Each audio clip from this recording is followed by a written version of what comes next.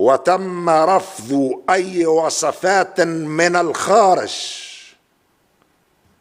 من مؤسسات اعتقدت أنها وصية على تونس، فتبا لأي تدخل خارجي كما تبت يد أبي لهب.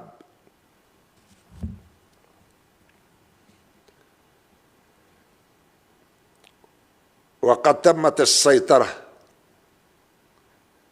بناء على اختياراتنا الوطنية على نسبة التضخم، كما حقق الميزان التجاري في المجال الغذائي فائضا إيجابيا إلى حدود أواخر شهر جوان من السنة الجارية.